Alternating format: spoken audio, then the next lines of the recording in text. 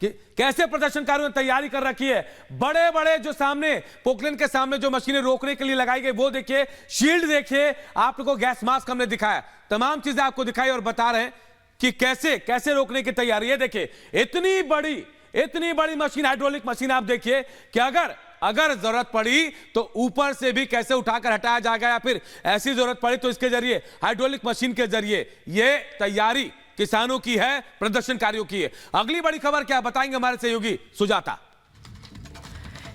तो प्रदर्शनकारियों और किसानों के बीच चौथी दौर की वार्ता फेल हो गई। इसके बाद एमएसपी की मांग को लेकर प्रदर्शनकारियों ने एक बार फिर दिल्ली कूच करने का आह्वान कर दिया। बड़ी तादाद में पंजाब हरियाणा से सटे बॉर्डर पर किसान दिल्ली को कूच करने के लिए निकल पड़े हैं। जिस तरह भारी भरकम मशीनों के साथ प्रदर्शनकारी दिल्ली की तरफ कूच करने की तैयारी में है, वो उनके मंसूबों पर सवाल उठा रहा है कि आखिर वो करना क्या चाहते हैं। देखिए हमारी ये खास रिपोर्ट।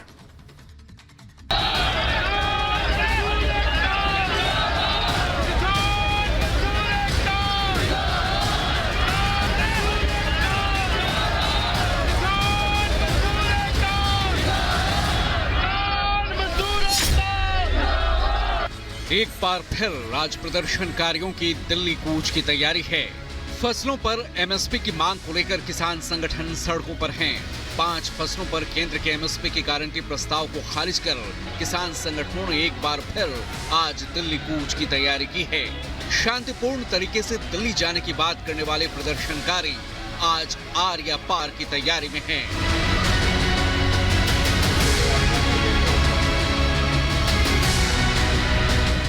जरा गौर से देखिए किस तरह भारी भरकम जेसीबी मशीन, ट्रॉली, पॉकलेन मशीनों के साथ सड़कों पर खुद को किसान कहने वाले प्रदर्शनकारी इकट्ठा हो रहे हैं।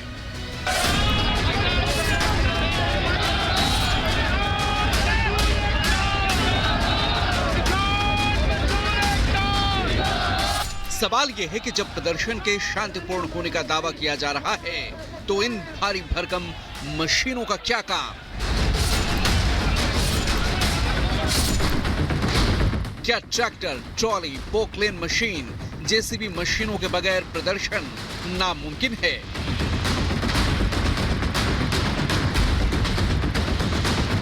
क्या प्रदर्शनकारियों की तैयारी प्रशासन के तमाम बैरिकेडिंग और सुरक्षा व्यवस्था को ध्वस्त करने की है?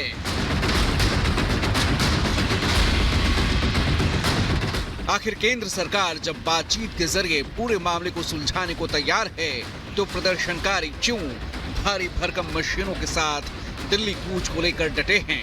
इन मशीनों को इस तरह से डिजाइन किया गया है कि इन पर आंसू गैस के गोलों का भी असर नहीं होगा।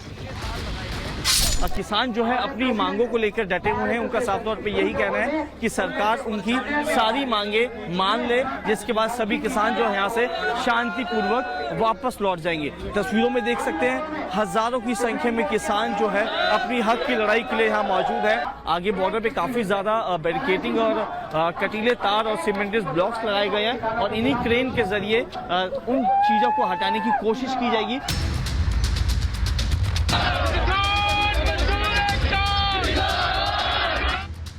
सवाल यह है कि प्रदर्शनकारी समस्या का समाधान चाहते हैं या फिर दिल्ली में घुसकर माहौल खराब करने की साजिश है। दरअसल मंगलवार को पंजाब हाईकोर्ट ने मामले पर सुनवाई करते हुए सख्त टिप्पणी की। कोर्ट ने कहा कि आंदोलनकारी ट्रॉलियों पर अमृतसर से दिल्ली तक यात्रा करना चाह रहे हैं। हर नागरिक अपने मौलिक अधिकारों को जानता है, लेकिन इसके साथ ही कुछ संवैधानिक कर्तव्य भी हैं जिनका पालन करना बेहद जरूरी है। देखिए, जिन्होंने हमारे दिल्ली कूच से 10 दिन पहले बैरिकेडिंग कर रखी है, अभी भी हम उससे लगातार अनुरोध कर रहे हैं कि हमें दिल्ली जाने दिया जाए, दिल्ली में अपना डेमोक्रेटिक तरीके से अपना प्रदर्शन करने दिया जाए। जो हमें जाने नहीं दे रहे हैं, वार्ता में कोई समाधान नहीं निकाल रहे हैं, वही सब जिम्मेवार होंगे। ਤੁਸੀਂ ਇੱਕ ਵਹੀਕਲ ਕੋਈ ਹੋਰ ਯੂਜ਼ ਕਰੋ, ਟਰੈਕਟਰ ਨਾ ਯੂਜ਼ ਕਰੋ ਜੇ ਪ੍ਰੋਟੈਸਟ ਕਰਨਾ ਹੈ। ਬਾਕੀ ਇਹ ਸਾਡੀ ਸਾਰੀ ਆਪਸ ਦੀ ਗੱਲ ਹੈ। ਬਾਕੀ ਪੰਜਾਬ ਨੂੰ ਡਾਇਰੈਕਸ਼ਨ ਹੋਈ ਹੈ ਵੀ ਤੁਸੀਂ ਇਹਨਾਂ ਨੂੰ ਇਕੱਠੇ ਨਾ ਹੋਣ ਦਿਓ। वहीं किसान आंदोलन के नाम पर उपद्रव करने वालों पर केंद्रीय गृह मंत्रालय बेहद सख्त है। गृह मंत्रालय ने पंजाब सरकार को उपद्रवियों के खिलाफ सख्त कार्रवाई के निर्देश दिए हैं। गृह मंत्रालय ने पंजाब में कानून व्यवस्था के हालात पर चिंता जताई है। वहीं हरियाणा पुलिस भी उपद्रवियों को लेकर सख्ती के मूड में है। हरियाणा डीजीपी ने पंजाब की डीजीपी को चिट्ठी लिखी है। हरियाणा पुलिस ने पोकलेन और जेसीबी को लेकर आगे बढ़ रहे प्रदर्शनकारियों को पंजाब पुलिस से रोकने की मांग की है। हरियाणा के डीजीपी ने पंजाब के डीजीपी को लिखा है कि जो किसान भारी मशीनें लेकर शंभू और खनौरी बॉर्डर की ओर बढ़ रहे हैं, उससे पुलिस की जान को खतरा है। केंद्र और हरियाणा पुलिस की चिट्ठी के बाद पंजाब के डीजीपी ने सभी थानों को निर्देश जारी किए हैं। जेसीबी, पोकलेन, टिपर्स, हाइड्रा और भारी मशीनों को हरियाणा बॉर्डर पहुंचने से रोकने की अपील की गई है। पंजाब के डीजीपी ने खुफिया रिपोर्ट के हवाले से कहा है कि प्रदर्शनकारी भारी मशीनों से हरियाणा बॉर्डर पर पुलिस बैरिकेडिंग तोड़कर हरियाणा में घुसने की कोशिश कर सकते हैं, जिससे दोनों राज्यों में कानून व्यवस्था की स्थिति खराब हो सकती है। इस बीच हरियाणा के 7 जिलों में आज भी इंटरनेट सेवा बंद रहेगी। केंद्र सरकार ने किसान संगठनों के साथ 4 दौर की बातचीत के बाद एमएसपी पर नया फॉर्मूला दिया था। केंद्र ने 5 फसलों पर एमएसपी का प्रस्ताव दिया था, जिनमें कपास, मक्का और कुछ दालों पर यह प्रस्ताव शामिल था। किसानों ने केंद्र के प्रस्ताव को खारिज कर दिया और आज किसान संगठन दिल्ली कूच की तैयारी में हैं। प्रशासन ने प्रदर्शनकारियों को रोकने के लिए कई लेयर्स की बैरिकेडिंग की है। रास्तों पर सीमेंट ब्लॉक्स लगाए गए हैं। वज्र वाहन, मिट्टी से भरे डंपर तैयार हैं। पैरामिलिट्री फोर्स की तादाद भी बढ़ा दी गई है। जाहिर है प्रदर्शनकारियों की दिल्ली कूच की तैयारी को देखते हुए सरकार सतर्क है। पहले भी प्रदर्शनकारियों को तितर बितर करने के लिए पुलिस को आंसू गैस के गोले दागने पड़े थे। अब जिस तरह की तैयारी से प्रदर्शनकारी दिल्ली कूच की तैयारी में हैं, वो उनके मंसूबों पर कई सवाल खड़े करते हैं। Bureau report, Republic Bharat.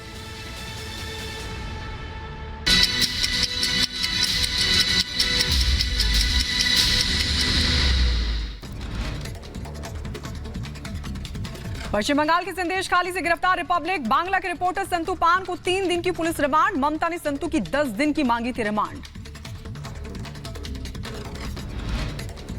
ममता सरकार के खिलाफ पत्रकारों को प्रदर्शन। प्रेस क्लब ऑफ इंडिया में जुटे देश भर के पत्रकार संदेश खाली में रिपब्लिक बांग्ला के रिपोर्टर की गिरफ्तारी का जताया विरोध।